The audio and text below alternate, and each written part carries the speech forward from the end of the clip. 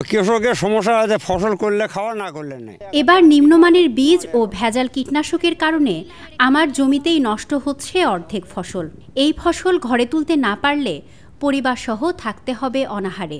এভাবেই নিজের অবস্থার কথা বর্ণনা দিচ্ছিলেন জাহাঙ্গীর নামের এই কৃষক। ক্ষতি তো ওই কিছু হচ্ছে, কিছু ক্ষতি হচ্ছে, আর পুরো ফসল হচ্ছে না বাবা। রোগেতে পৌঁছারি, গাছ উলে যাচ্ছে, শিপে নষ্ট হয়ে যাচ্ছে গাছ। কৃষকের সমস্যা আছে, ফসল করলে খাওয়া, না করলে নাই। তিনি এবার তার 2 বিঘা জমিতে লাউয়ের বীজ রোপণ করেছিলেন, কিন্তু ন্যায্য মূল্য দিয়ে বীজ কিনলেও নিম্নমানের কারণে কাঙ্ক্ষিত লাউ উৎপাদিত হয়নি। সেই সাথে লাউ চাষে দেখা দিয়েছে পচারি ও পাতা পোড়া রোগ, আর সেই রোগ নিরাময়ের জন্য কীটনাশক কিনেও হয়েছেন প্রতারিত। ভেজাল কীটনাশকের কারণে জমির সিংহভাগ লাউ নষ্ট হয়ে গেছে। এটা তো গোল লাউ লাগাচ্ছে না, গোটাল ভেঙে, তার মধ্যে বীজ মিশেল দেওয়া দেয়, ওটা এক জাত হচ্ছে, এটা এক জাত, এটা এক জাত। গোল্লাইয়ের মধ্যে গোল্লাইয়ের বীজ করলে নিয়ে আসে উচিত আমি অবশ্য নম্বর 3 জাতে লেওয়া আছে। তাহলে এখন তো গাইছ তো আর যে দোকানত করলে পারে না, বেশি তো আপনাকে ঠিকই দিছে। এখন এ গোল্লাইয়ের কোম্পানি এটা চালু হলো, তার মধ্যে অন্য এই যে বীজগুলো মিশেল দিল।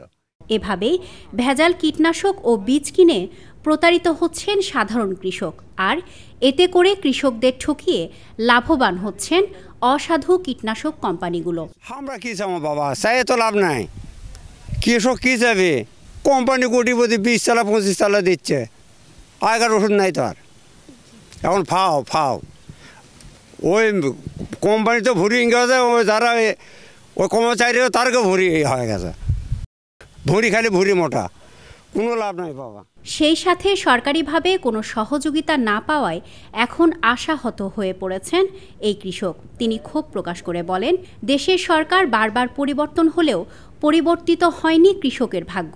দিন বদলালেও সুদিন ফেরেনি কৃষকের। সরকার চাই তো কোনো অনুদানই নাই আমার। এই যে 4-5 বছরের চেয়ারম্যান হচ্ছে, ওই যে এটা এই যে চেয়ারম্যান হচ্ছে 3 বছর গেল, তারপরে সরকার চলে গেল, আবার নতুন চেয়ারম্যান হচ্ছে।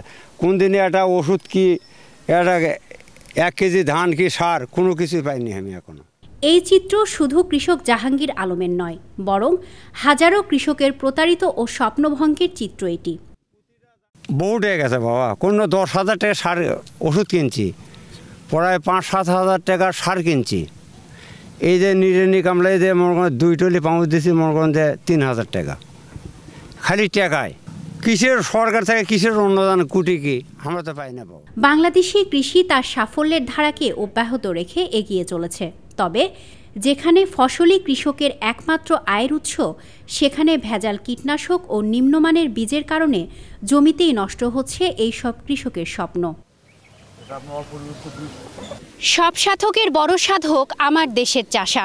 তবে সেই চাষায় যদি তার জমিতে সাধনার ফসল ফলাতে না পারে, তবে আমাদের বাংলাদেশের উন্নয়ন কিভাবে হবে, সেটি এই সব কৃষকের প্রশ্ন। এই সকল কৃষকের এখন একটাই চাওয়া, ঠিকভাবে যেন তারা জমিতে ফসল ফলাতে পারে, সহযোগিতা পায় সরকারের। এটি প্রত্যাশা। স্মৃতি সঞ্চয়িতা অর্থী, দৈনিক করতোয়া।